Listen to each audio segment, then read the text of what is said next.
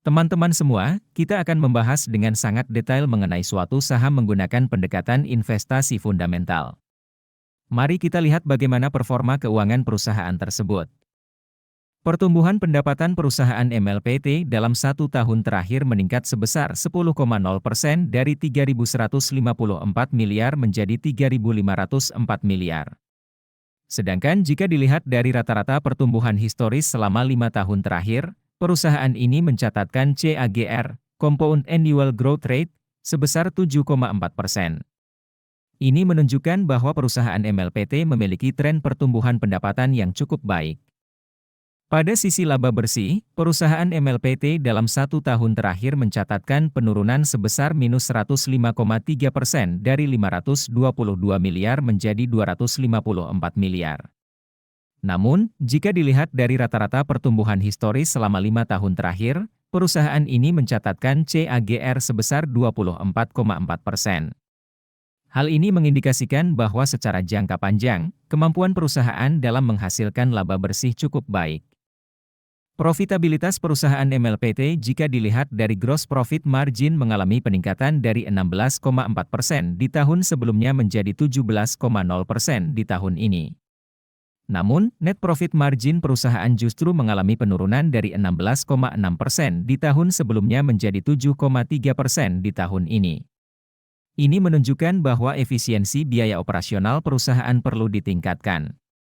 Dari sisi return on asset, ROA, perusahaan MLPT mengalami penurunan dari 18,5% di tahun sebelumnya menjadi 8,0% di tahun ini.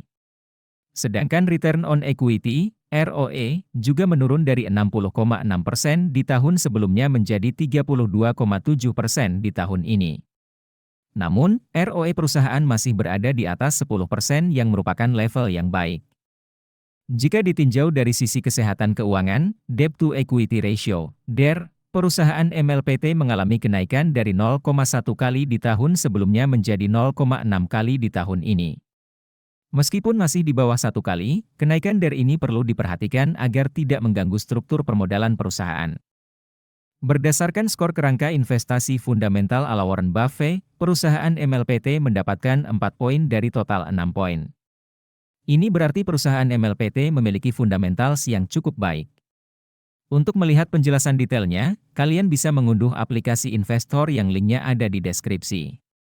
Jangan lupa untuk meninggalkan komentar atas saham yang akan kami analisis selanjutnya ya, teman-teman. Nah, sekarang kita akan membahas bagian yang paling ditunggu-tunggu, yaitu valuasi. Valuasi adalah proses menentukan nilai wajar suatu saham berdasarkan berbagai metode penilaian, seperti price to book, PB, ratio dan price to earnings, P, ratio. Sementara itu, margin of safety adalah selisih antara nilai wajar saham dengan harga pasar saat ini.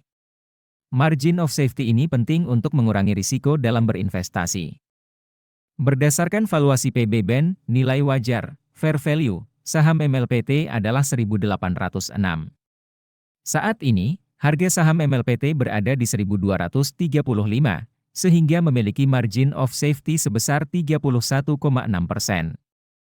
Kemudian, berdasarkan valuasi PE Band, nilai wajar, fair value, saham MLPT adalah 1.745.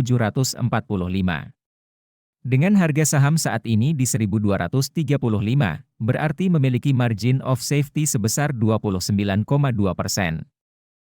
Teman-teman, ingatlah bahwa keputusan investasi tetap harus menjadi tanggung jawab masing-masing. Lakukan analisis dan pertimbangkan sendiri sebelum melakukan investasi. Semoga informasi yang saya berikan dapat menjadi salah satu referensi bagi kalian. Sampai jumpa.